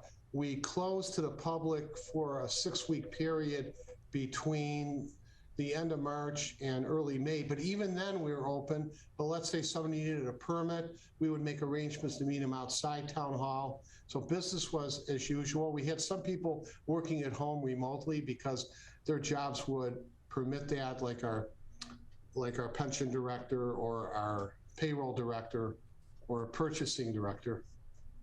But in terms of our, we're open, we're happy to be open, and it will continue to be that way. Oh, your other question was what protection is needed. So anybody visiting Town Hall, entering any township building, must wear a face covering unless he or she has been fully vaccinated, meaning both shots if it's Pfizer plus 14 days. And I think our residents are honoring it. Now at Town Hall, all employees either must be fully vaccinated, or if they're not, they have to wear face coverings, and they have to maintain 6-foot social distancing, and they have to wash their hands frequently. But nearly everybody at Town Hall has been vaccinated, but we're not requiring full vaccination as a condition of continuing employment. We feel that our employees are very trustworthy. We feel that they're careful, and we don't feel they should lose their jobs if they have religious or other reasons in not gaining the full vaccination.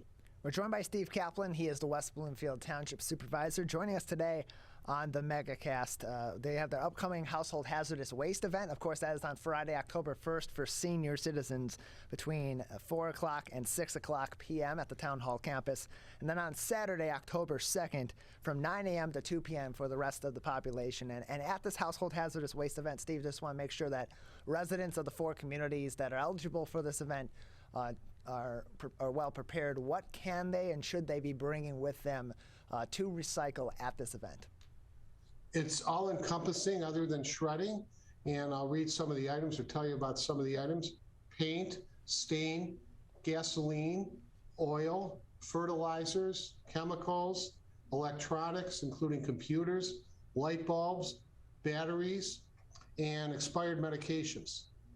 We're joined by Steve Kaplan. He is the West Bloomfield Township Supervisor with us today on the Megacast. In terms of the shredding event, people go to these events and they do their own shredding, of course, as well at home to prevent sensitive information from being leaked through trash, of course, and through other means, as some people do dig through trash and dig through other materials in order to find some of that sensitive information and take advantage of that.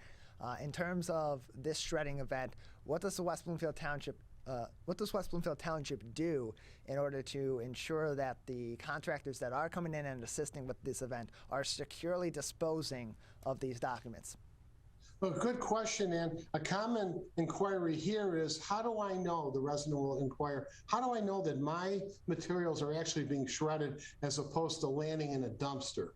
Because this information is confidential to me, the homeowner, and the answer is, as you suggested, the shredding occurs on premises. So the motorist arrives, does not leave his car, and we then have volunteers, including elected township officials, who remove boxes and bags of material that needs to be shredding from the back seat of the vehicle or the trunk of the vehicle, and then we immediately place it in a truck, which has the shredding device, and the papers then are destroyed or shredded into smithereens forevermore. We're joined by Steve Kaplan. He is the West Bloomfield Township Supervisor with us today on the Megacast. Learn more information about the Household Hazardous Waste event that's coming up in October, the November 6th, 9 a.m. to 1 p.m. Township shredding event, also at the Town Hall campus, by going to their website at wbtownship.org. That is, again, wbtownship.org. And Steve, before we let you go, anything else that would be important for West Bloomfield residents to know right now about what's going on in West Bloomfield Township regarding COVID-19 or other important projects that are being discussed at the township level? Thank you. Yes, We have approved several projects, several buildings and businesses on Orchard Lake Road. I think residents will be pleased to know that we might have a market, a Mediterranean market with fresh produce and meat, which will open at the former Barnes & Noble bookstore. Of course, it takes time for these businesses to be constructed, but we have a new apartment building, as you know, Tyler, 192 units. It's just behind Panera, north of 14 Mile off of Orchard Lake Road. It's a 4-story building. And then we recently approved, or we're in the process of approving, a 5-story upper scale apartment building at the former Performance Auto, the dealership right next to Cawley Ferrari. So I think residents will be pleased to know that we have some upgraded construction and buildings and businesses, and that these are environmentally sound and sensitive, because Township knows that the residents want us to maintain high environmental standards. We're joined by Steve Kaplan. He's the West Bloomfield Township Supervisor with us today on the Megacast, talking about all that's going on in West Bloomfield Township, including a lot of those new projects that are ongoing and upcoming that the supervisor spoke about. And of course, you can learn more about all of those by tuning into West Bloomfield's municipal meetings on Civic Center TV. Check our website out for all those meetings on demand. Steve, we appreciate your time. Thanks for joining us today. Thank you, Tyler. Appreciate it. More information on Township business at wbtownship.org. We're going to take a quick break. On the other side, we'll go right next door from Town Hall and take a 2-minute stroll over to the West Bloomfield Township Library, where we'll be joined by their director, Cathy Russ, to talk about what's going on over at the library, upcoming programs for you and for the kids coming up this fall. That is next. You're watching and listening to the Megacast. One of the things you can look for in your friends is a change in behavior. These can be big changes, they can be small changes in mood, physical appearance. They may be sleeping less or sleeping more, drinking more, or their eating patterns may be different. One big change that can be pretty obvious is change in motivation. Do they no longer want to play basketball? Do they no longer want to play video games? Now that we're spending more time online and in virtual settings, it's really important to pay attention to the language that your friend is using and the words they're using to communicate. So when we text our friends, are they taking longer amounts of time to respond? Are they not responding at all? You don't have to be an expert to try to recognize these signs. The second that you feel it in your gut and that you're concerned, that's a second to have the conversation and open the door to what might be going on. Today, it is easier than ever to join Michigan's Organ Donor Registry and help build a bridge of hope for organ, tissue, and eye donation. Just one person can potentially save or help improve the lives of up to 75 people. By joining, your legacy could be the gift of life. Sign up today at michigan.gov/SOS or at any of the more than 145 Secretary of State self-service stations located across Michigan. Be part of Michigan's Bridge of Hope by adding your name to the Organ Donor Registry. When times get dark, we can't see the help that's all around us. When you don't know where to turn, let 211 be your guiding light.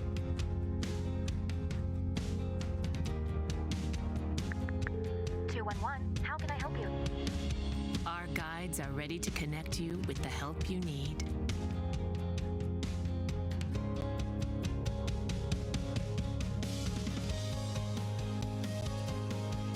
For help with food, healthcare, mental health, and other resources, call 211 or visit 211.org. 211. Get connected, get help.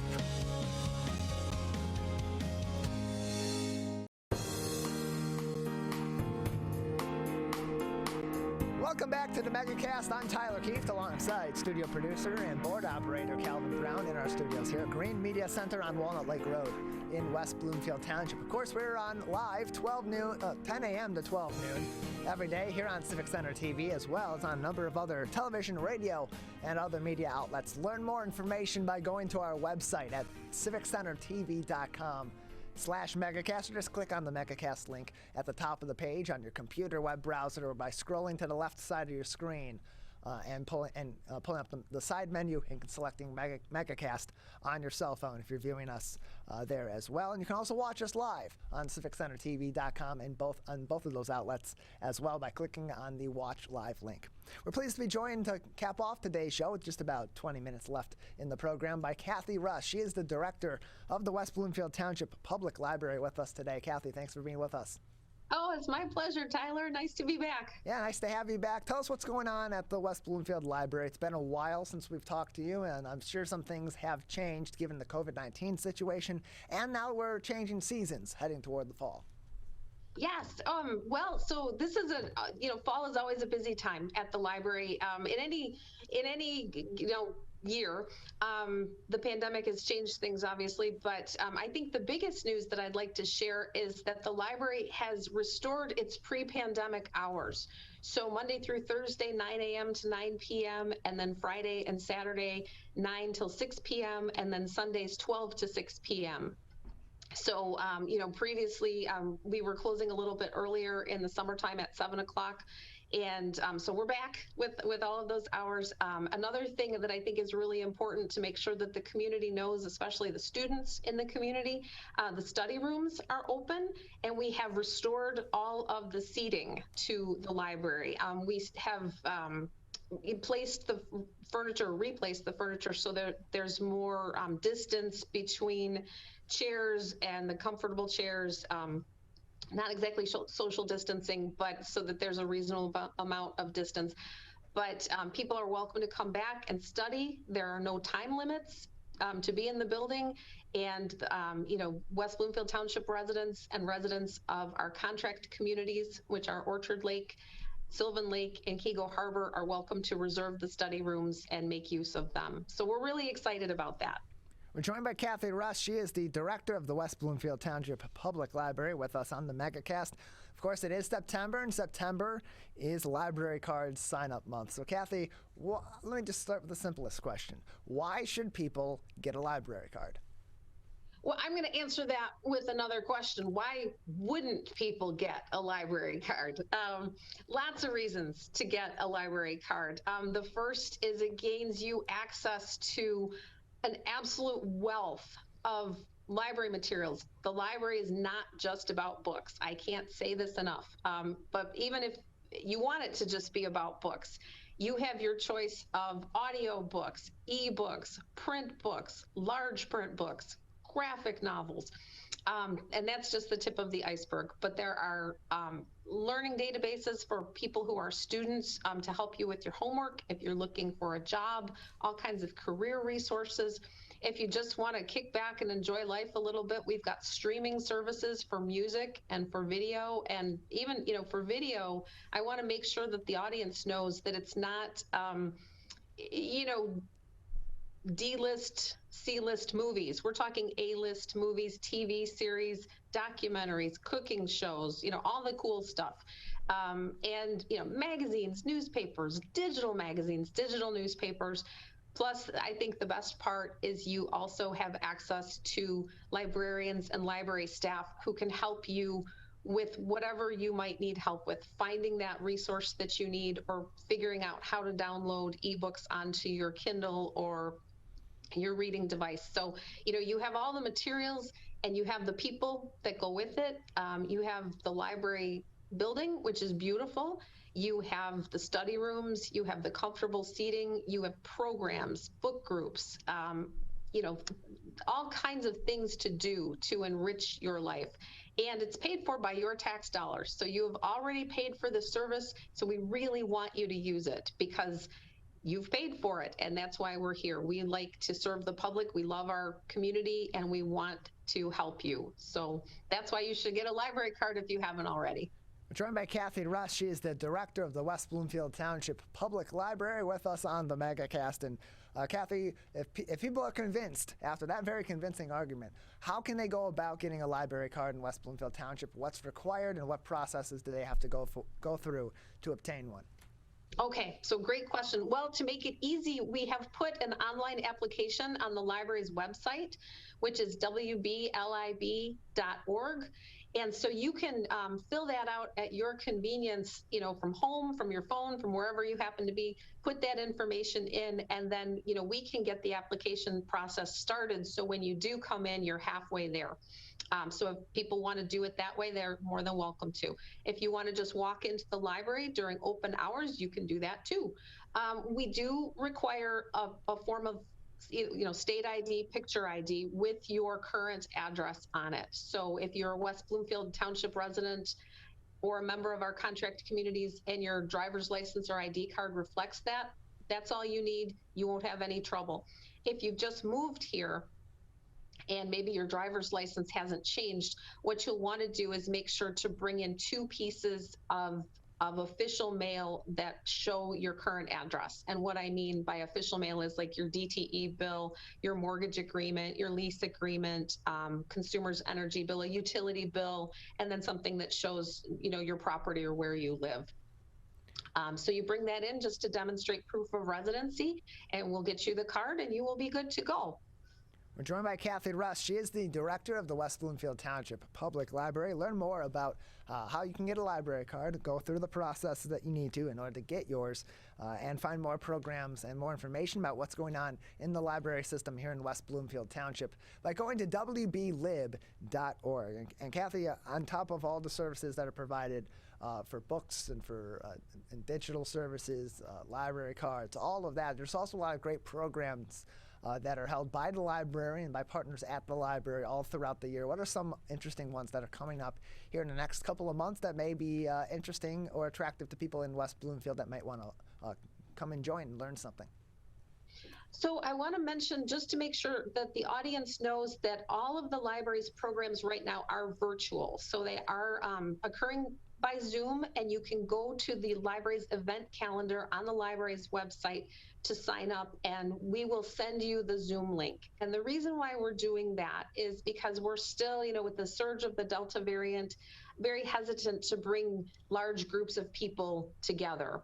And our programs always attract a large crowd, and at this point, we just don't want to encourage that or become a hot spot. If the library became a hot spot, or people came down with the virus, we might have to close, and we don't want to do that. We've had a great track record of being open since June of 2020, and so that's why we've made the decision to keep programming virtual, even for kids, at least through the end of this year. So the first thing to know is the programs are virtual. You can enjoy them in the comfort of your home or from wherever you are. But to talk about specifically some of the programs, we have some really great stuff coming up for the rest of September. We've got a virtual cord cutting workshop that's tomorrow night, and that's at 6:30. And what that program talks about is, if you still have cable and you're thinking, what is this streaming that I'm hearing so much about? What's Disney Plus? How do I get that? What's Hulu? What's Netflix? We can tell you how that process works and give you tips and tricks on how to set that up for your own home.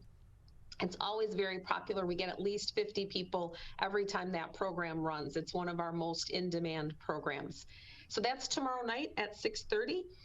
We also have a virtual pajama family story time on Thursday at 6:30. And so if you're home and you've got the kids or the grandkids and you want to put your jammies on, especially I think it's supposed to be really cold, and you can just fire up the Zoom and listen to some great stories and kind of settle yourself down as you prepare to go to bed.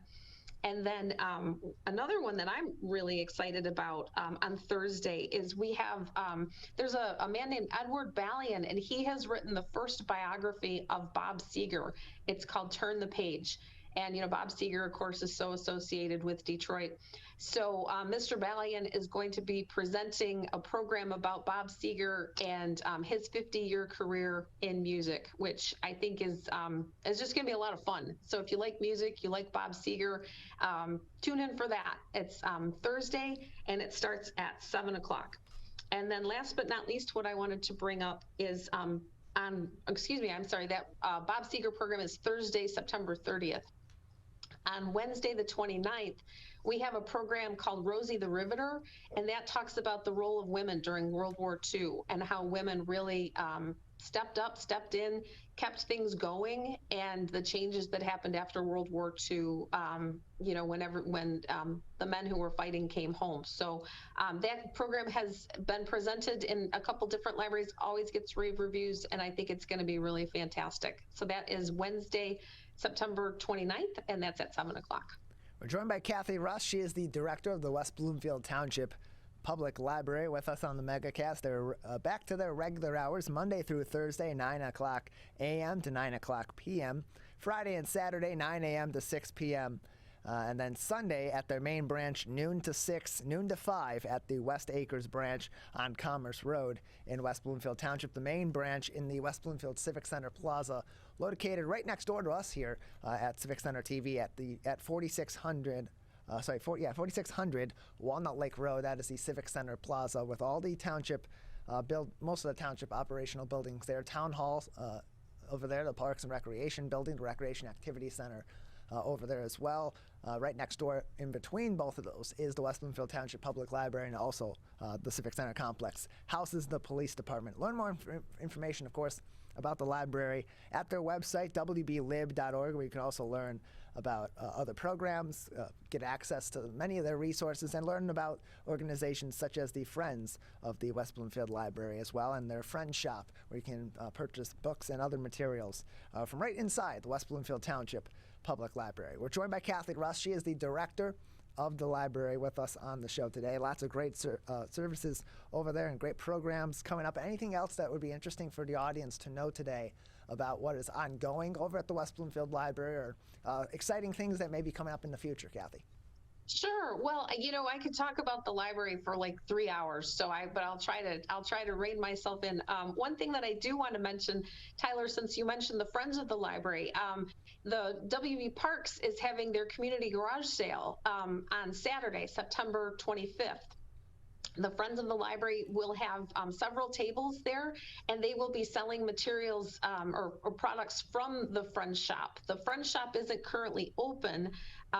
One exciting project on the horizon is we're looking into possibly expanding that shop so they can sell books out of there. Right now, the Friends do book sales periodically, but because of COVID, and again, not necessarily wanting to bring people together in large groups, we're not able to do the book sales. But we're looking into how we can help with that. But in the meantime, the Friends materials from the Friends Shop will be on sale. Really, really cool stuff on Saturday, September 25th at the community garage sale. And, we have such wonderful friends, and the people who volunteer to be part of that group, they are just such a positive, dynamic, fun group of people. So if you're headed to the community garage sale, please stop by and say hello, and maybe you can learn more about becoming a friend of the library. We can always use more friends, and stop by and see them. And I think it's going to be a fun event in general. So, support the parks, support the people who are having the tables at the garage sale, and definitely go see the Friends. Yeah, learn more about the community garage sale that's happening on September 25th by going to wbparks.org, and learn more about the Friend Shop and all the other programs and services through the West Bloomfield Township Public Library by going to wblib.org as well. We're joined by Cathy Russ, the director of the West Bloomfield Township Library, and when you go to the library, it's like it's your birthday every single day, which happens to be today for you, Cathy Russ. Happy birthday. How are you celebrating? Oh my gosh. Well, I'm here. I'm with you. That's a great birthday present. Of course. It's a rainy Tuesday, so you know what? I thought I'll go to work, and I'm very fortunate. I have great friends and people who send me flowers and cards, and the staff's been really terrific, as they always are. And probably go out to dinner later, and just be really glad that I survived another trip around the sun. Absolutely. We appreciate your time. Thanks for being with us today on your birthday, Cathy.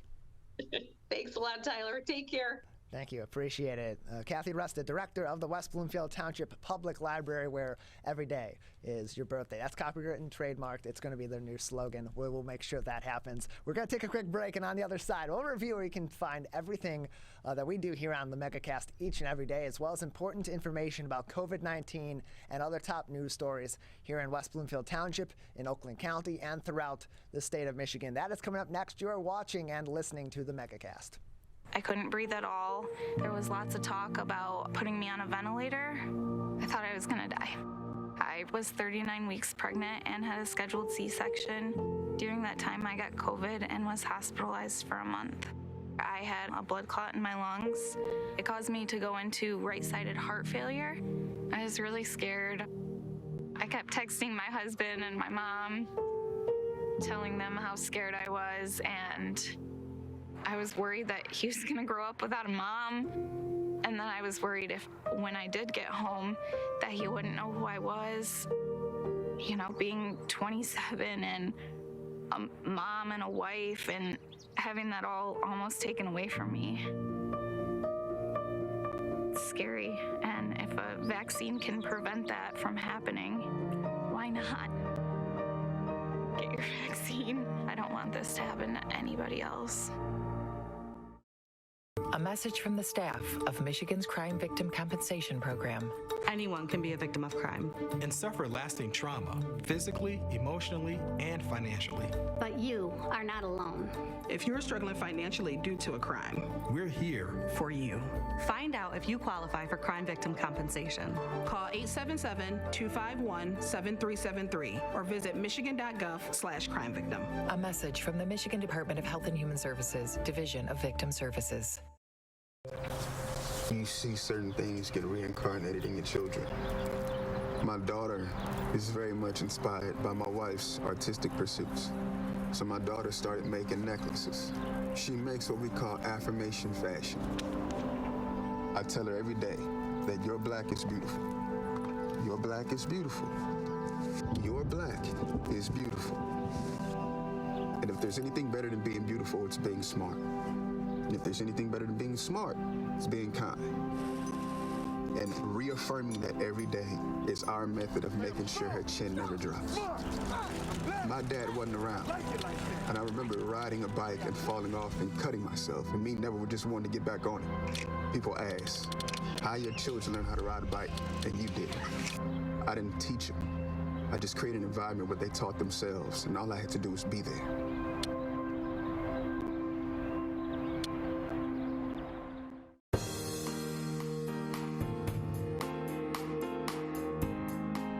Welcome back to the Megacast. I'm Tyler Keith alongside Calvin Brown here in our studios in West Bloomfield Township, where each and every day we broadcast live from 10 a.m. until 12 noon on Civic Center TV and on a number of different television, radio, and other media outlets all throughout the Great Lakes State. Learn more information about our show and each of these partnering outlets on our website at civiccentertv.com/megacast. And if you're just tuning in, you got a minute left in today's live show, so I'm sorry, we got nothing else for you other than just the general reviews. But you can view our shows on demand on your time, anytime. civiccentertv.com/megacast. Click on the Watch Full Episodes links.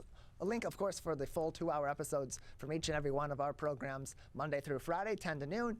Our full interviews link for each and every interview, so you can pick and choose which one is of interest to you. And join us every day live from 10 a.m. to 12 noon. Learn more information about COVID-19 from reputable resources and find each day's top stories at civiccentertv.com/coronavirus. Big thank you to our crew each and every day here. Calvin Brown, studio producer and board operator with me in studio. Larry Nyland, our booking producer, our Zoom producer, and operating master control today. To all of our guests, Nique Campbell from Cipher, Dave Garcia from Affirmations, Molly Macdonald from the Pink Fund, Steve Kaplan and Cathy Russ from West Bloomfield Township and the library, respectively. That's going to do it for us. The Splash is next on Civic Center TV, and Steve Leto Live is next on My. We'll return tomorrow live at 10 a.m.